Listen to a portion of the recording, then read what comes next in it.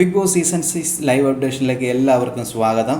ഇപ്പോൾ പവർ ടീമിലേക്ക് കയറാനുള്ള ഒരു ടാസ്ക് കഴിഞ്ഞിരിക്കുകയാണ്. ടാസ്കിൻ്റെ പേര് ആഞ്ഞു പിടിച്ച ഐലസ എന്ന് പറഞ്ഞ ടാസ്ക് ആയിരുന്നു. അതായത് ഒരു 2 ത്രാസുണ്ട്. 2 ത്രാസിൽ ഒരു 2 പേരെ കയറ്റിയിരുത്തിക്കൊണ്ട് 2 ടീമിലുള്ള ആളുകൾ വലിച്ചു പിടിച്ച് നിൽക്കണം എന്നുള്ളതായിരുന്നു ടാസ്ക്.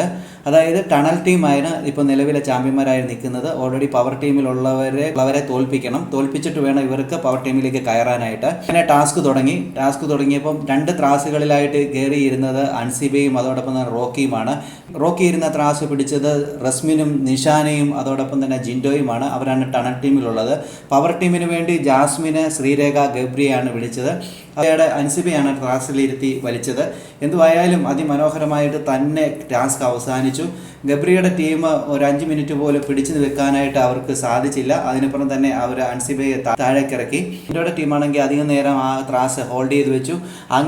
അങ്ങനെ പവർ ടീമിൻ്റെ അധികാരം ഇപ്പോൾ ജിൻഡോയും കൂട്ടരും നേടിയിരിക്കുകയാണ്. മല്ലയ്യ തെളിയിച്ചിരിക്കുകയാണ്, ഞാൻ ഒരു മത്സരാർത്ഥി തന്നെയാണെന്ന് വീണ്ടും തെളിയിച്ചുകൊണ്ടിരിക്കുന്നു.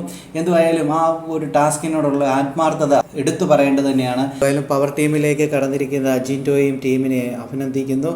എന്തുവായാലും ഇനി അവർക്ക് നല്ല രീതിയിൽ തന്നെ ടാസ്ക് കളിക്കാൻ സാധിക്കട്ടെ എന്ന് ആശംസിക്കുന്നു.